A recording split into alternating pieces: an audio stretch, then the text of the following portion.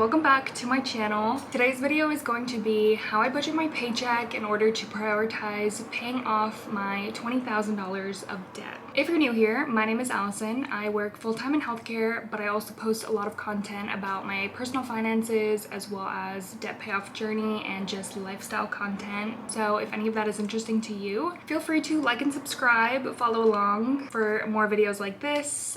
Welcome to my little side of YouTube. Again, as I mentioned, this is going to be a how I budget my paycheck video. I have been making these videos for a long time in short form content. Recently been doing them long form as well, just because it gives me more time to explain like why I'm doing certain things and where I'm putting my money and why it's going there. This video is for my paycheck that I got on August 23rd.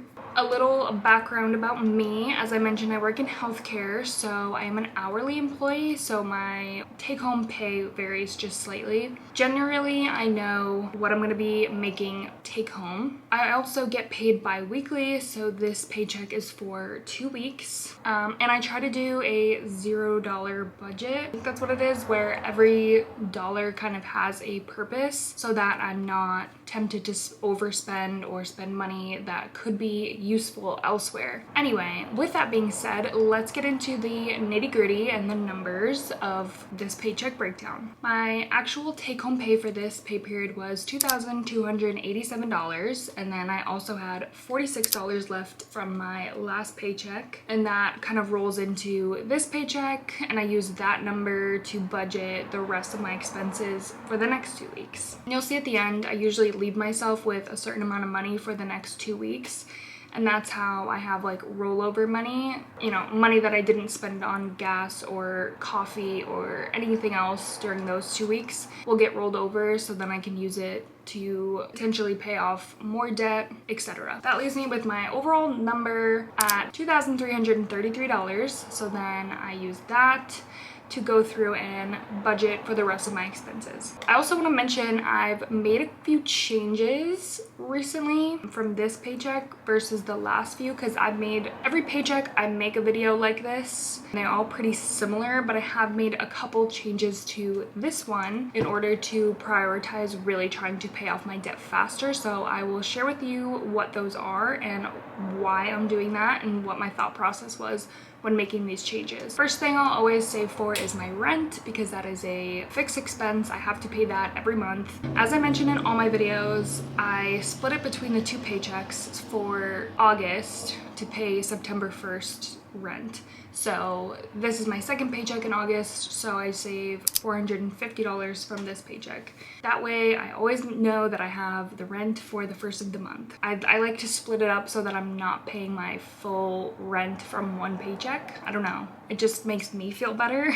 I normally save $100 into my emergency fund, but I brought that down to just $50 because I do have an emergency fund right now, and I feel like it's at a decent level where if something were to happen, I would be able to cover all of it, if not some of it. So I'm trying not to focus too much on that and build that up after I pay off my debt, because I feel like that's what the financial gurus tell you to do. So I'm gonna do that, but I do still want to be putting a little bit away into my emergency fund just because that makes me feel better.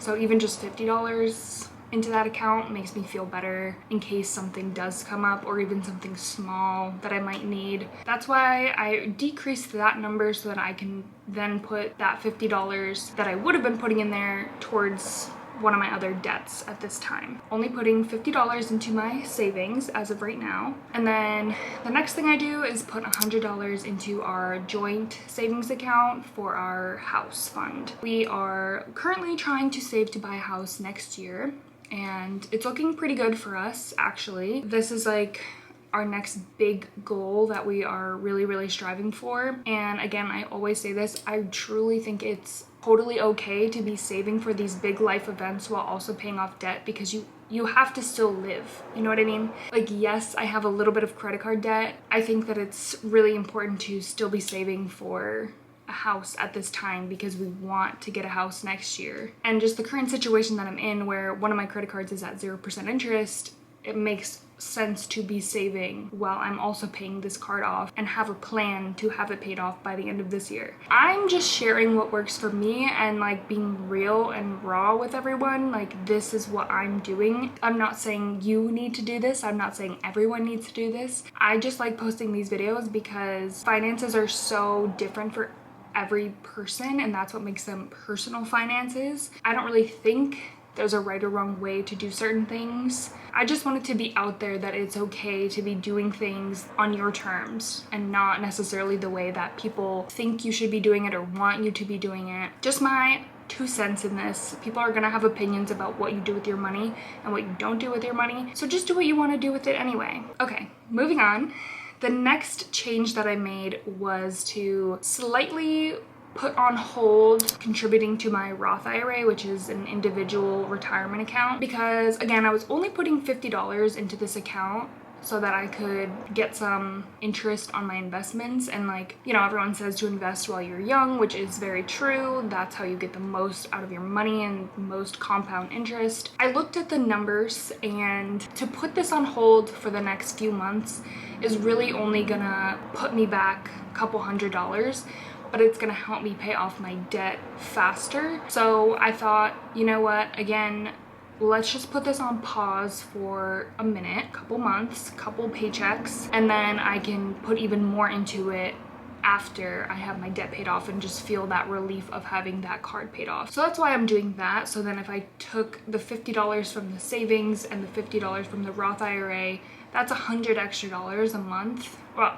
a paycheck, so $200 a month that I can be paying towards my debt and become debt-free faster. That's why I made those 2 changes just temporarily for now, because $200 extra a month is a pretty big deal. Could help me pay off my debt that much faster. That's why we put that on pause for now, which again is something that I have heard these finance gurus like Dave Ramsey, Caleb Hammer say, like when you're paying off debt or like an extreme amount of debt, to put some of your investments on hold, which again, your choice.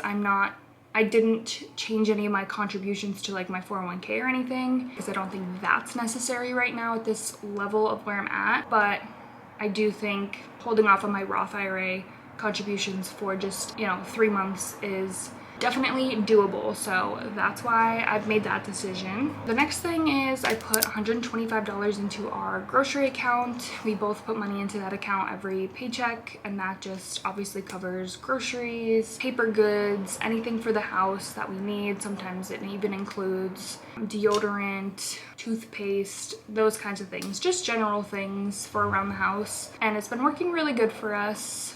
We've had no issues. Sometimes even just like if we're having friends over, it covers enough to like get us snacks, even, extra things that we maybe don't need.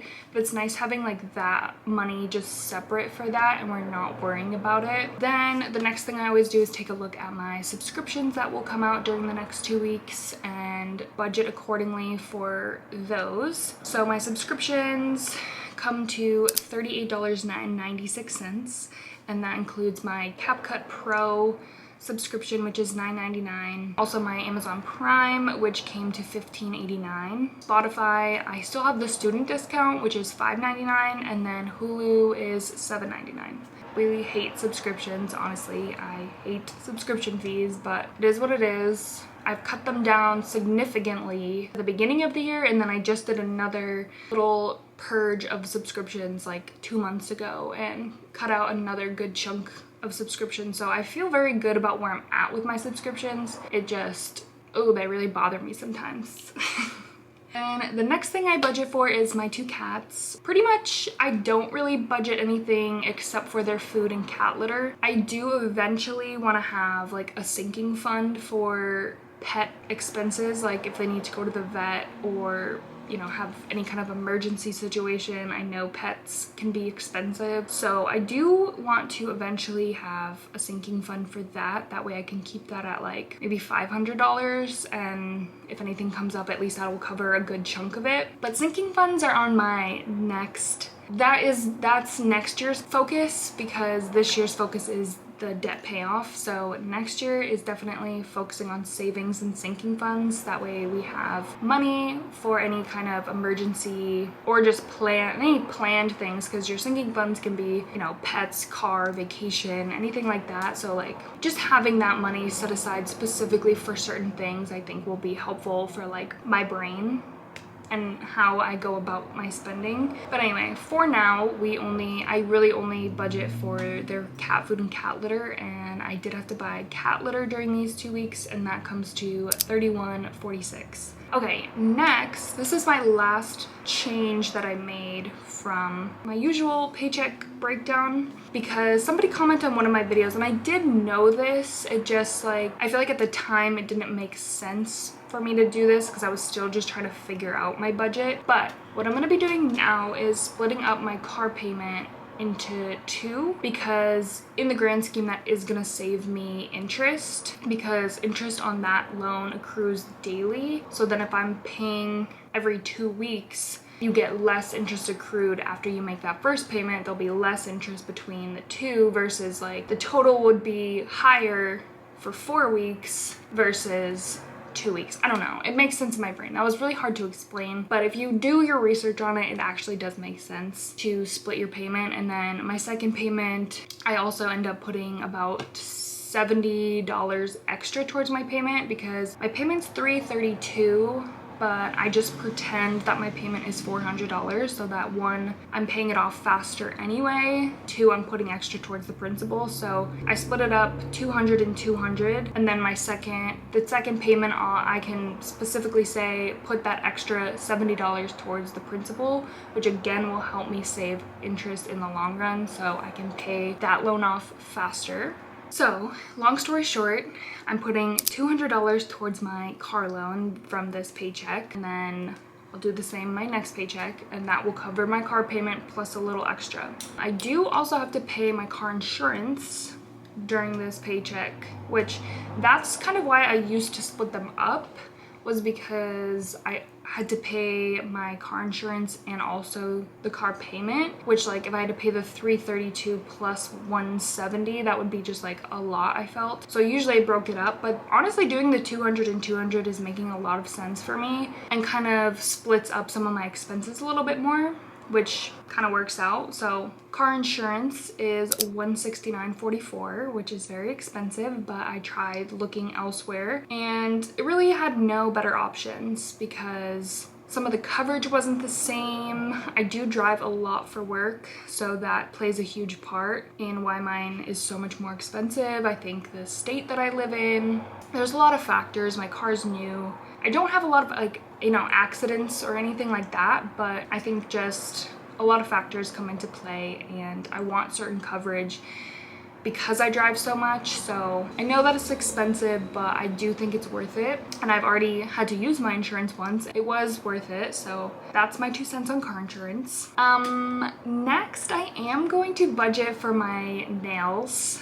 I know, it's the one thing that I really do for myself is get my nails done.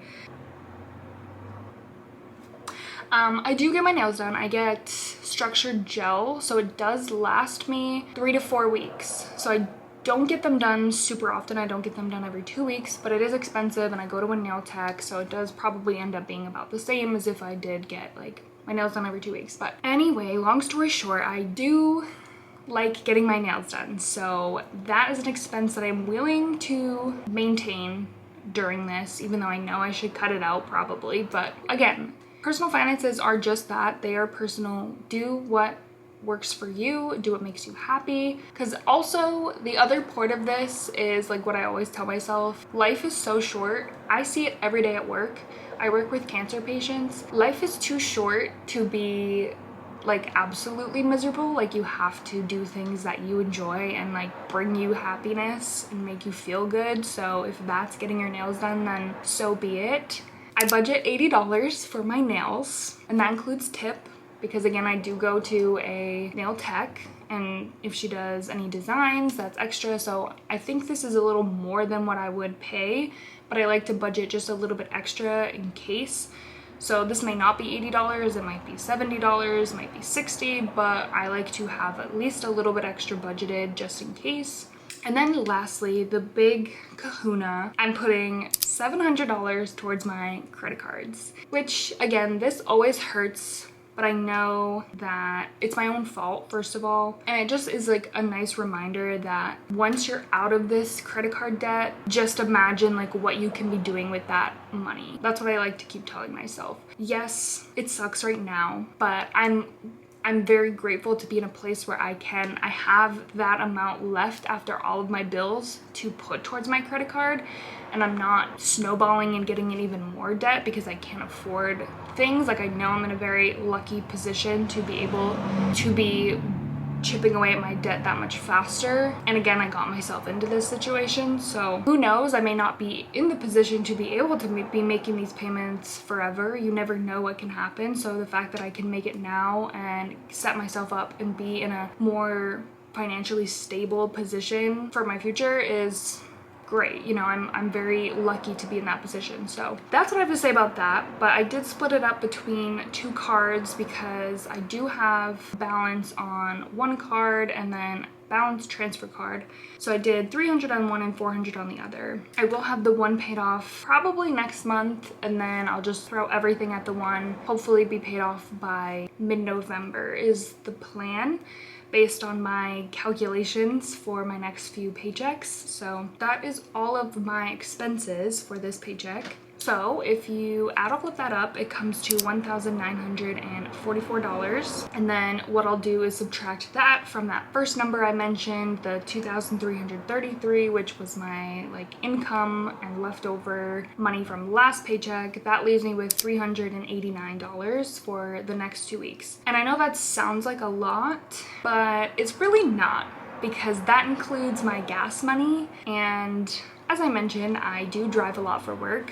Because I do have a good job. I have a pretty high paying job for in my opinion, for my age and for my career. So one of the downsides is I do drive a lot for work. So I budget roughly $180 for gas for 2 weeks. So that leaves me with $209 for the next 2 weeks for anything else. Like, say I wanted coffee, breakfast, lunch, dinner, eating out, whatever. We try to limit that as much as possible, but it does happen. Things come up. Somehow things always come up, and a lot of that money does get spent. So that's typically what I leave myself with, because that seems to work out. And then as I mentioned, like, I usually have about $50 left over that carries over into the next pay period. So that's what's been working for me, where it allows me to still have money to spend and not feel like totally restricted and cut off. It allows me to still get things like a sweet treat or a coffee and not be miserable or hate myself, or then like go off the deep end and then spend like crazy, because that has happened to me before.